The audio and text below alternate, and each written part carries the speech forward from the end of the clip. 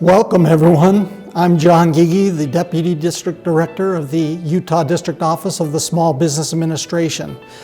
We appreciate you joining us for Utah's National Small Business Week Awards event. Because of the current environment in which we find ourselves, we are holding this event virtually for the first time ever. And we want to thank Kiln for providing the broadcasting and hosting services that allow us to pull this off today.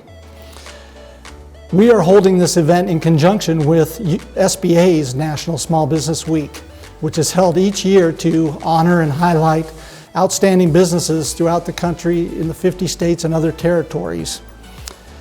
Every day, these individuals and groups are working hard to grow small businesses, create 21st century jobs, drive innovation, and increase America's competitive advantage. Thank you again for joining us today for this celebration of Utah Small Business Award winners. I would now like to turn the time over to the SBA Utah Office's District Director, Marla Trolin. Thank you, John, and thank you all for joining us today for the celebration of our National Small Business Week Award winners. It's an honor to be here to carry on this SBA annual tradition, and this is especially true this year under these unique circumstances.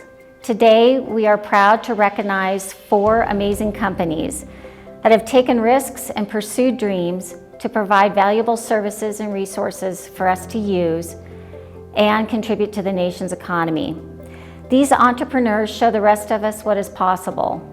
From designing a way for dog owners to literally take their dogs with us everywhere, to protecting wildlife from utilities and vice versa, to cleaning up harmful waste and building bridges. Through their success, they inspire others to dream and create small businesses of their own. At SBA, we take our mission very seriously to aid, counsel, and assist and protect the interests of small businesses. These small businesses contribute so much to our communities and the economy. They create 2 out of every 3 jobs and in the private sector, which translates to tens of thousands of jobs every year. In fact, greater than half of all Americans either run their own small business or work for someone who does. Here in Utah in 2019, small businesses contributed 99.3% of all businesses in Utah and create almost 30,000 new jobs per year. And at SBA is proud to have helped over 300,000 small businesses in our state.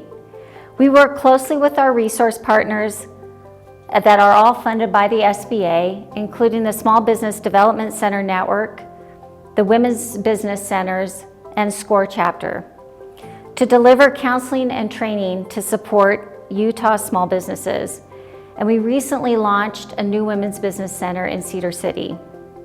We also work closely with our lenders and certified development companies in delivering over $788 million of capital to support small businesses.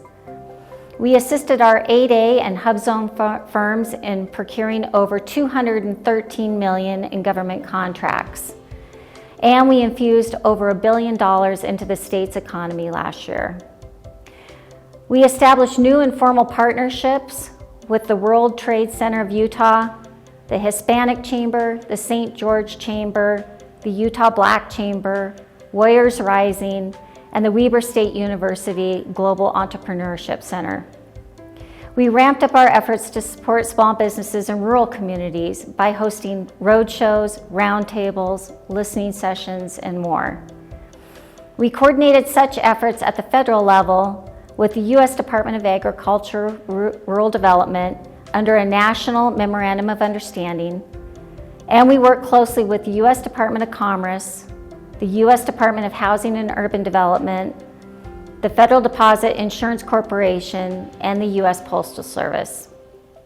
And in conjunction with the World Trade Center Utah and others, we developed an international trade pipeline, expanded STEP grant funding, and established the Utah Global Trade Center to assist Utah small businesses in successfully embarking on the international market.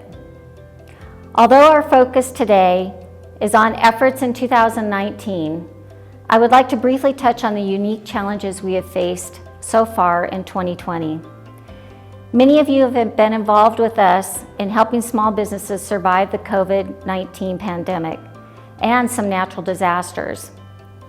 We have been tasked with quickly learning and administering the Paycheck Protection Program. Even with these challenges here in Utah, we have successfully provided over 52,000 PPP loans amounting to over $5.2 billion. And we delivered over 56,000 economic injury disaster loans and advances totaling nearly $1.5 billion. We know there is much more to do through the remainder of the year to sustain our small business community through the pandemic. Yet we are encouraged by the resiliency shown by our small businesses in this state. Before we honor our award winners, I would like to turn our time over to our special guest, Senator Mitt Romney. To the Utah small business owners and to the Utah District Office staff, happy National Small Business Week. Small businesses have long been the backbone of our economy, of course, and that's particularly true in the state of Utah. The COVID-19 pandemic is unlike anything we've faced before, and I know many of you have faced some really difficult times over these past several months. My team and I in Washington and across the state have heard from many of you and will continue to help out in any way that we can. I'd like to recognize the staff at the Utah District Office for working tirelessly to help Utah's small businesses weather this pandemic, especially with the Paycheck Protection Program. You have helped many small businesses successfully apply for these loans, and they're forgivable loans, as you know, to ensure that they stay successful and that they're able to stay afloat and are able to keep Utahns employed. With this year's award ceremony, it's going to look a little bit different. I'd like to congratulate the Utah winners of the National Small Business Awards, K9 Sports Sack in Orem, Caddis Enterprises LLC in Salt Lake City, Mountain West Precast in Brigham City, Pure Enviro Management LLC in Spanish Fork, Women's Business Center of Utah, and the Salt Lake Small Business Development Center. Small businesses, of course, are vital to the livelihood of our communities and many of our citizens. As you navigate the weeks and months ahead, I look forward to our continued work together to deal with the challenges of the COVID pandemic. My door is always open to you, and I hope you'll call on me or my staff if we can be of assistance. So thanks for all that you do for our state and for yourselves and for our citizens. We count on you and we'll do our very best to help you in this very important time. Thank you. Thank you, Senator Romney, for offering those words of encouragement to our small business community. And now it's time to present our awards. It is my great honor and privilege to announce our SBA Utah District Office Small Businesses of the Year. And the award winners are Utah Small Business Person of the Year. This year's winners are Joseph and Jen Watson of K9 Sports Sack, an international online site for dog-friendly backpacks. K9 Sports Sack was also invited to join small business owners from across the country for a national virtual ceremony and the announcement of the National Small Business Person of the Year. My name is Joseph Watson, and I'm the CEO of K9 Sports Sack, and this is my dog Daisy. In 2010, my sister-in-law was a janitor at a junior high school in Salt Lake City, Utah, and she took the trash out at the end of the day. She threw the trash in, and she heard some small whimpers from the bottom of the dumpster, and she looked to the bottom, and she found this little dog. And my wife and I had just decided we were going to get into a cycling hobby, and we really weren't in a position to adopt a dog anyway, but we took her for the weekend until we could find her a good home. After a few feeble attempts to find her a good home, we decided to keep her, and every time we took a bike ride, we just felt really guilty leaving her at home. And so we stuffed her in a backpack and took her for rides, and it never really worked quite like we wanted to, and we went out and bought a couple of different carriers that were in the market, and none of them just did exactly what we wanted to. We bought a front carrier, and my knees bumped into it as I rode along, and the rear carrier just made her motion sick. And so with a list of criteria, Jen, my wife, and the co-founder of K9 Sports Sack, she sat down and she sewed just some duck cloth, some canvas material, into a little backpack that became the K9 Sport Sack as you see it today. We really had no intention of starting a business. It wasn't, we just made the first K9 Sport Sack so that Daisy could travel along with us on the bike. And after enough people stopped us along the trail and along the road and asked us where we had gotten it, and we started to get the feeling that maybe there was a market here. Maybe there were enough people out there who wanted what we had found. And so we started to explore different manufacturing options. We traveled up to Vancouver, Washington, and we found a small factory up there that would do a small production run of about 100 units. And we borrowed some money from Jen's father for the early production run and for a little show that we were going to attend in Las Vegas. So we attended the show with no idea what we were going to do. We had 100 bags, and I rode around in front of our tent. The show started about 8 o'clock. It went until about 4 o'clock in the afternoon, and by noon we had sold out of every model we had. We knew we were onto something, and it started to somewhat roll from there. From that point, we had great success at the shows when we were presenting our product in front of people, directly to an audience, but selling online, we just weren't doing very well. We had no idea what marketing was. We had no idea how to promote online, and so we eventually ran into a professional social media marketer who was in the market for a product, and we were in the market for somebody to help us, and we partnered up in about 2015. That was really when K9 Sport Sack started to take off. We had his help. He was a great resource. We had some business help along the way. We had some stores who gave us a lot of advice. We had a little local store in Las Vegas that somewhat took us under their wing and helped us navigate things like liability insurance and gaining connections through the community. We did have some help financially, of course, from Jen's father. There is no way we could have done this on our own. The biggest help we've had from 2015 till now, though, has been our employees. We've hired very strategically. We've ended up with a tight-knit team, and they have really brought us to where we are today with K9 Sport Sack. In the very beginning, we were using our own personal money to start K9 Sport Sack, and at the time we were living on student loans, so our own money wasn't really our own money. So our personal challenges were getting enough money to fund the next wave of inventory. We didn't know how to price our product. We didn't know what it was worth. We didn't know how to promote it. We had to learn all of that. Our challenge was the learning curve, really. We had to learn how to make our finances work for us. We had to learn how to market it in such a way that it didn't deplete our entire marketing budget, our entire budget altogether. We had to learn everything from scratch. We took classes, we met with financial advisors, we met with business professionals, we traveled far and wide and attended conferences, we took copious amounts of notes, and really the biggest challenge was the learning curve, having to learn everything. Our biggest challenge with K9 Sport Sack in general has been our inability to keep inventory. I know that sounds sanctimonious, like we're always running out of inventory, but we underestimated the popularity of this product. We knew there would be a market with all the people stopping us along the side of the road. We just didn't know the size of the market. We underestimated the total addressable market was global, and so our initial orders, they went very quickly. And so with nearly every order, we have run out of inventory well before we have ordered the next one. It's just been the last year and a half or so that we have put it all together, the finances, how to use the last wave of inventory to fund the next wave of inventory, how to hire strategically so that our financial situation grows all together, and how to order next waves of inventory before the last wave of inventory has even arrived. This has been a crazy year. I'm sure it has been for a lot of other businesses.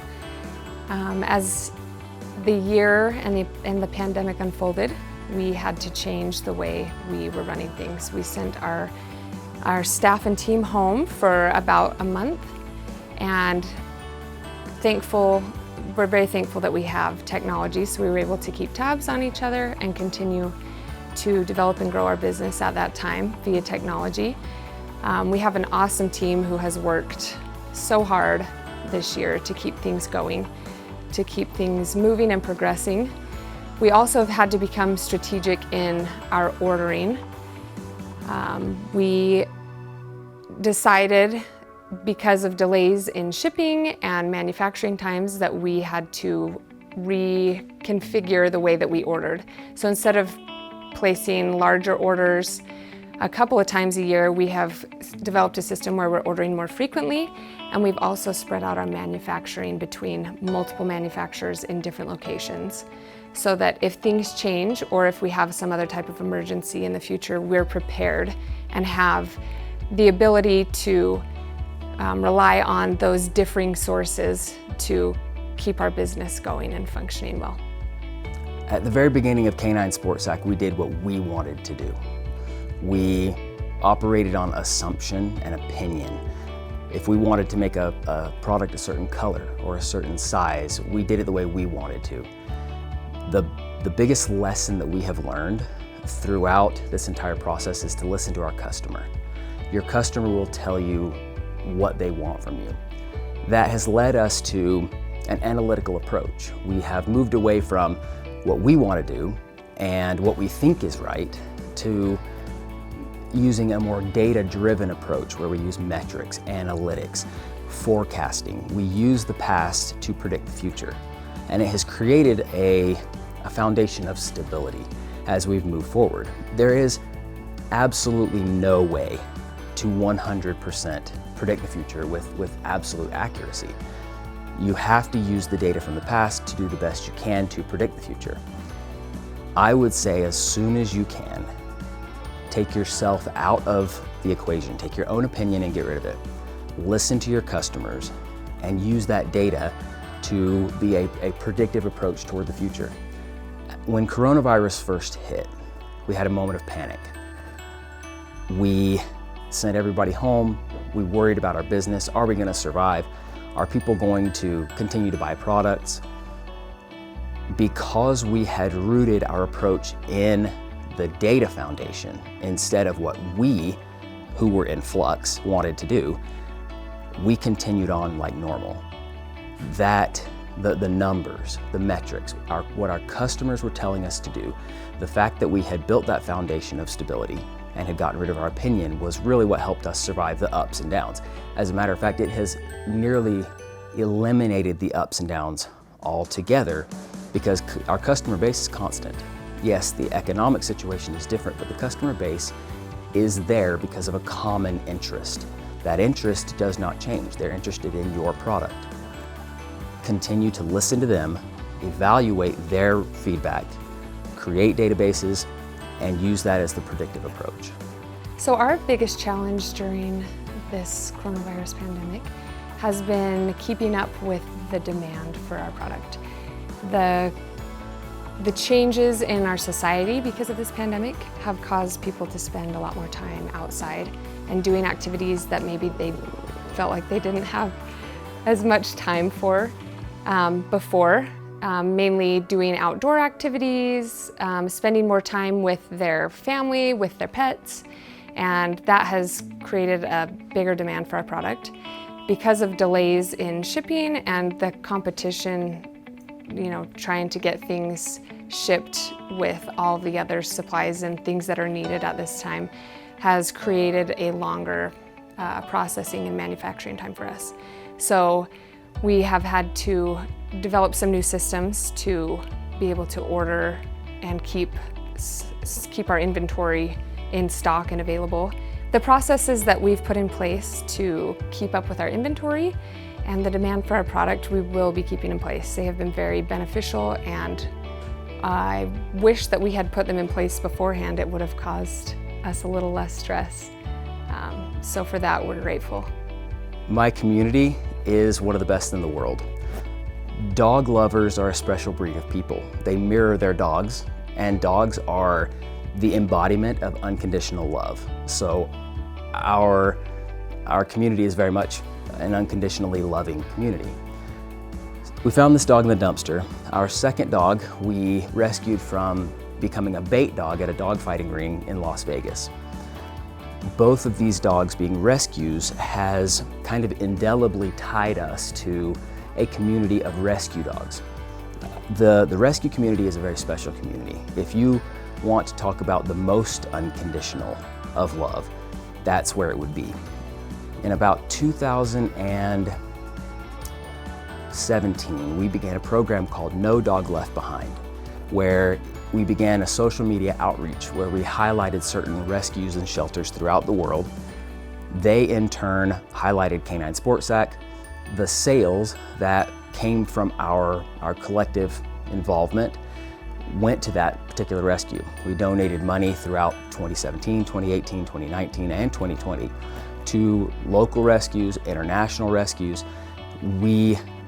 Because we love our dogs so much, because they're so special, we really want to support the community of shelters and rescues as they attempt to rehome these really awesome animals. In turn, that community they've helped us grow. They've promoted us. They have supported us in times when we needed support. They have allowed us to advertise. They have promoted us. They've talked to us about their friends, the word of mouth. They have become really the partner that nobody else could have, because our relationship isn't built on business, it's built on love and mutual respect. So in 2019, we had a partner that was ready to move on, and we were able to take advantage of an SBA loan that allowed us to help him move on to new adventures and allowed us to continue our operations without putting a dent in our cash flow. We also have used the PPP program, which has been super helpful at this time. It's given us the comfort and the peace of mind to know that we're able to still provide and keep our employees working the amount of hours that they have been working and that they're used to, and it's allowed us to grow as well. The process was fairly easy for us. We have an awesome banker at Zions Bank who was very on top of things. He gave me daily updates, helped us with the application process, and has helped us since to know any of the changes that have occurred with the program and how to best make it work for our company. Utah Exporter of the Year. The Exporter of the Year was also named Region 8 Exporter of the Year. Region 8 includes Colorado, Wyoming, Montana, the Dakotas, and Utah. And the winner is Natalie Caddis of Caddis Enterprises. Caddis manufactures utilities protection devices that are exported internationally. I'm Natalie Caddis, and I'm the CEO of Caddis Enterprises. We are a second-generation family business. We do plastic thermoforming. So we make products that go over the top of power infrastructure to prevent animals from causing power outages.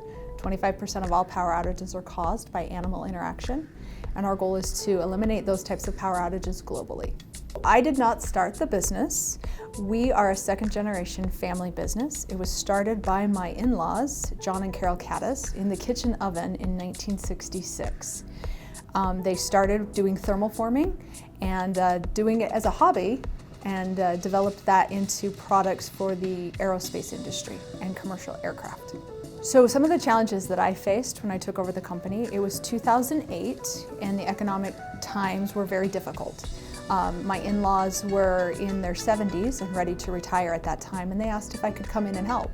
So when I came in, I didn't have a background in manufacturing, didn't really know exactly the health of the company when I was stepping into it, and we were not in great space. So we went quickly into survival mode in how do we just get through these times so that we can finance and fund their retirement.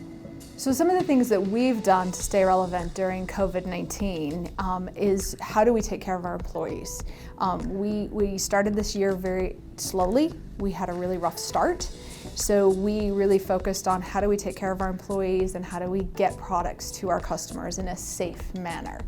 We've adapted new processes that have allowed for additional spacing. We've got PPE that are available for our employees, and we're being able to deliver our products on time to our customers.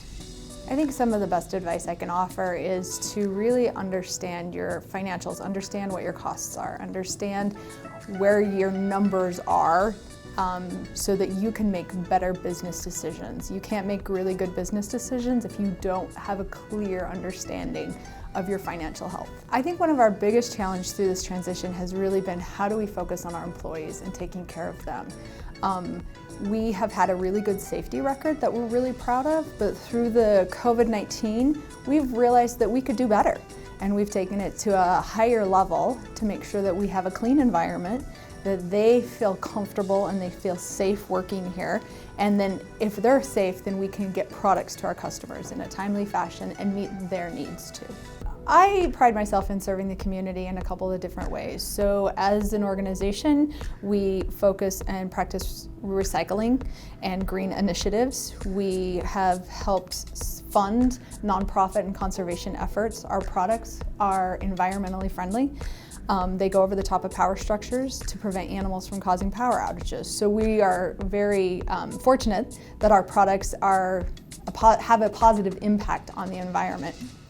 Me personally, I like to advocate on behalf of small business. I mentor several other small businesses, as well as serve on the Governor's Economic Task Force for the COVID recovery. I feel like the community has helped me a great deal. We have a really good community here that we get to work within, and I feel fortunate for that. We've worked with the Small Business Administration, we work with the Small Business Development Center, we work with Salt Lake Community College with workforce development. We serve on committees within the Salt Lake Chamber, as well as the international trade. We work with the World Trade Center in helping us with our international expansion. I feel very fortunate again that the community's been there to help support us through our endeavors. So this year we have received some help through the government and the stimulus package. We did receive funding for PPP. We started out this year very slowly, and the PPP funding really helped us keep our employees on as we weathered those cash flow crunches. We're in a better position now. We've been able to weather through that storm, and we look like we're going to have a better year. We also received the EIDL loan through the SBA, and that's helped us with our cash flow, and that's helped us replace some equipment that we lost actually in the earthquake. So it's been extremely helpful for us. 8A Graduate of the Year, Stephanie Loud of Mountain West Precast. Mountain West produces precast concrete solutions for the Department of Defense and other agencies. My name is Stephanie Loud.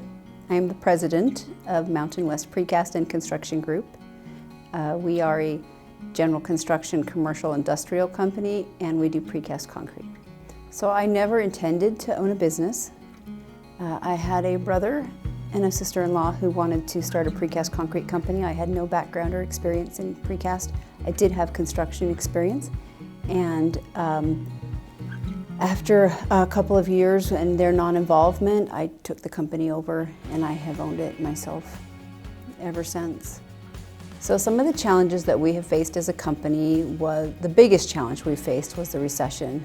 We were only a few years old, and until that point our revenue had increased every year, and that's when I learned that revenue doesn't always increase. And so we were initially a precast concrete company, and then in 2008 we had some struggles because our market was drying up, and so in 8, 9, and 10 we started to kind of pivot as a company, and I kind of went back to my construction roots, and we started doing more construction, which turned out to be a really good move because it's what saved our company. And then when the market returned and things kind of stabilized, we went back to precast as a main product, and we still do a lot of construction on the side. So for us, the coronavirus pandemic has not been a huge problem, except for we've had supplier issues. That's been difficult, and some of our costs have gone up because of it. But our employees have stayed employed, and we've been able to find work, and actually in construction in our field, some of our projects, like we're working at Salt Lake International Airport, they pushed that project up because there were less people in the airport right now. So in some ways we were pretty busy trying to do our future work now. So advice I would give other entrepreneurs specific to my business is what really helped us initially when we were a young company is we got involved with the trade association. I didn't have a lot of knowledge with precast concrete, but I joined the National Precast Concrete Association and I asked to be on a committee where I met other people who were very experienced and they became wonderful mentors. And then I would travel to their plant and I would watch their operations and I would learn what they did. And I did this at multiple plants around the country many times.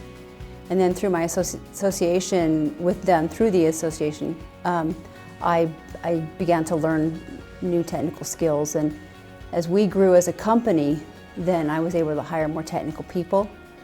So I think that it all started for me with the trade association. So the biggest challenge we've faced during Corona, it has definitely been suppliers. We've had longer lead times and that's been more difficult. We're trying right now to order as early as possible on projects. We can't always do that. Some things have a tighter timeline than others, but we are trying. So we have implemented some new processes where the order comes in, the purchase orders go out for new materials immediately. And we'll probably continue to do that. That seems to be working well.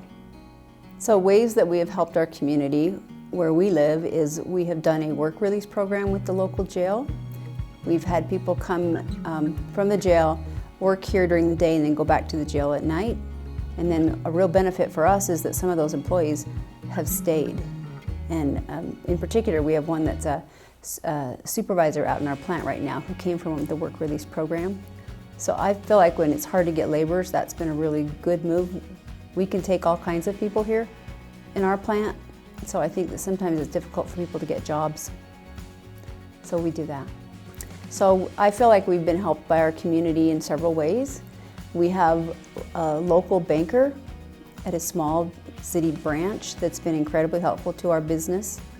We found the zoning and the zoning enforcement people here in Brigham City very easy to work with. We work with their development team, also very, very easy to work with. And so I feel like being in a smaller community, it's less red tape, more willing to sit down with you and talk about the needs of your business. So for us, Brigham City's been a great move and I feel like we feel very connected to our community.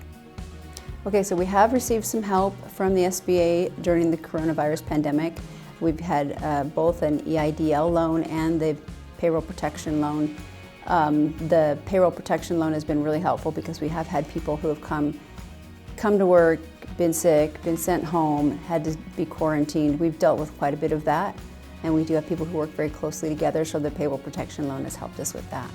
So we also have an EIDL loan, which is, it's small, but it has also been very helpful for helping us with some of the supplier issues that we've had, because some of the suppliers that we've used in the past we're no longer able to use currently. They're having supply issues, and so we've had to pay more money on some of our jobs, and that has been very helpful. So I also need to acknowledge the SBA Emerging Leaders Program. That has been extremely helpful for my business. I didn't realize when I took it the impact that it would have, but what I learned there was that I'm not just an employer, or I don't just own a small company. I am an employer, and that's maybe one of the most important things I do is I employ people in my community. And I learned so many business strategies in that program that I needed to know more. And so I finished that program through the SBA, and then I enrolled for a full-time MBA program, which I'm getting close to graduating with my MBA. And it's 100% because of the Emerging Leaders Program that showed me that there are things about business that I just didn't know yet. Utah District Office Award. Gabe Reed of Pure Enviro Management. This is an environmental consulting firm and a construction company with government contracts across Utah and American Samoa. So what inspired me to start my own business is, I think it's always been part of me. It's part of my DNA.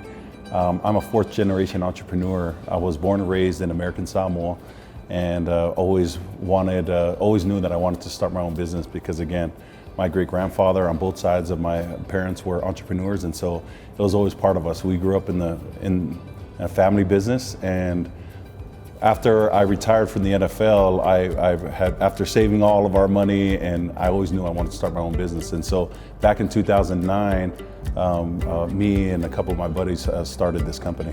The company was founded here in Utah, and we originally cut our teeth in the environmental space. And then after about 3 years ago, we sort of made a pivot into more construction and started getting into more federal contracting. But we originally started here in Utah. You know what? I think anyone who starts a business and anyone who's involved always has some help. So absolutely, I would be lying if I said that I did it all by myself. And whether it's my upbringing, seeing my parents the way that they ran their businesses, my aunts and uncles, but also even starting this business, there's definitely some people who have helped us along the way. And so I wish I could name all of them, but I can't. I mean, there's so many of them, but I am grateful to all of them and all those who have helped me start and get me to this point.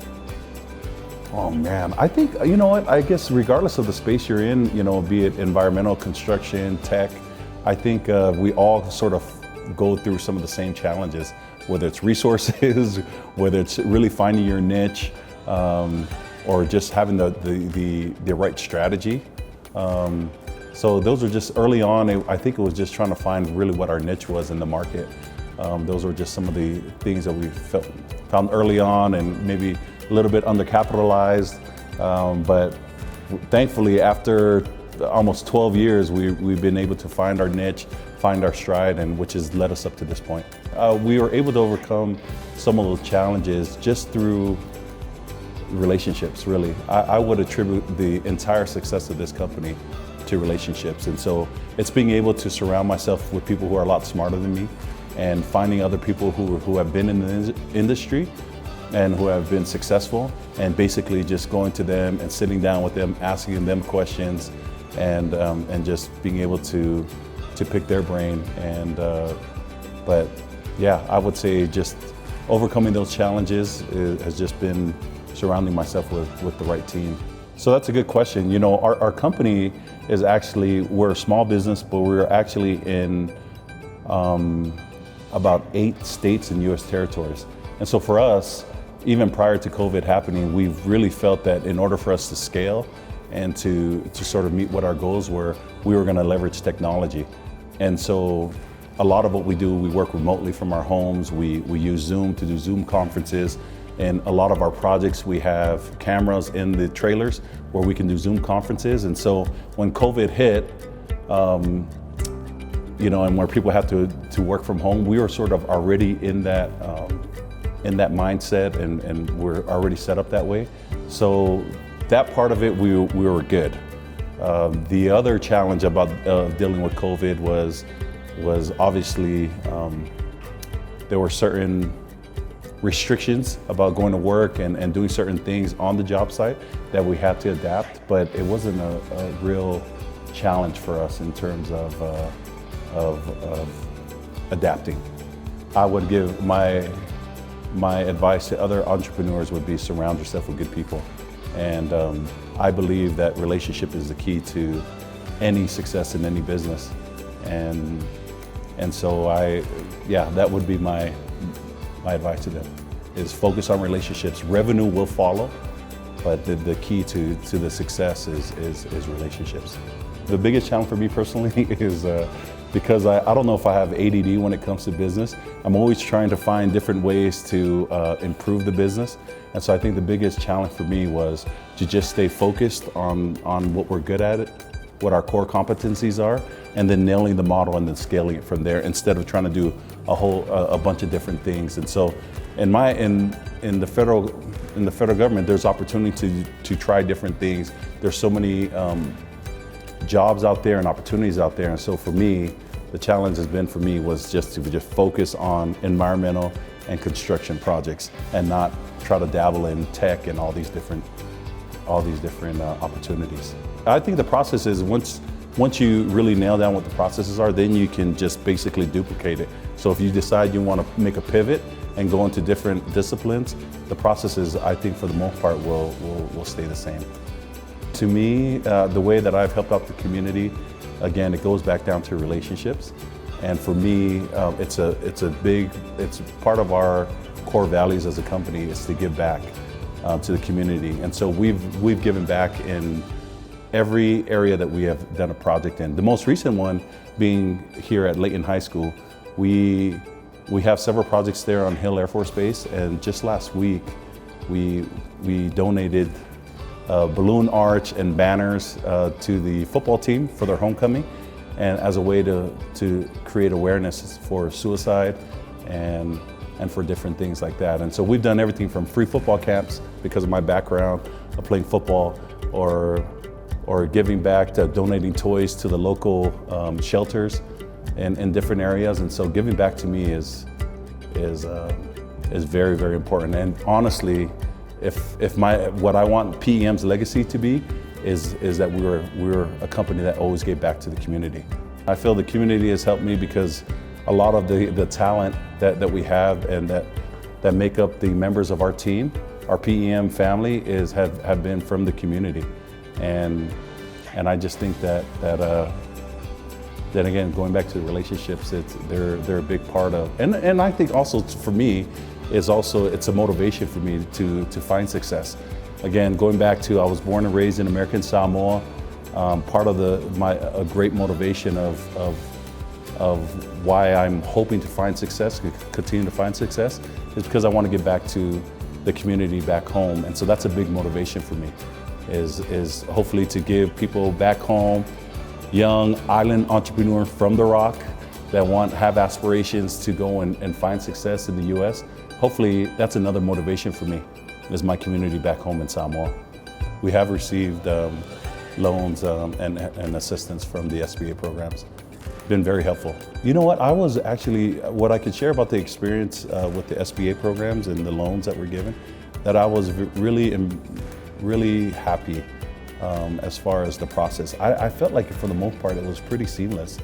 And to be able to get that lifeline during the pandemic was a huge blessing for our company. And to be able to continue to keep people employed, and to be honest, because of that, we were actually able to grow because we had that a little bit more runway through the pandemic. We were actually able to grow as a company. So we were extremely grateful for it. Women's Business Center of the Year. Women's Business Center of Utah, Anne Marie Wallace. The center was also named Region 8 Women's Business Center.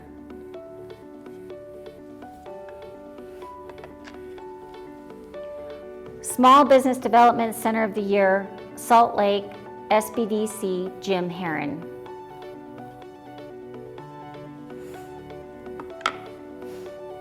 These winners represent the best of Utah's over 300,000 small businesses and supporters.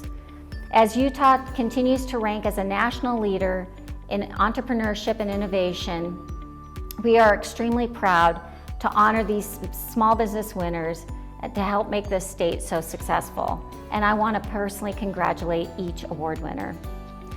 Thank you for joining us today, and we look forward to seeing you in person for our 2021 National Small Business Week event next spring.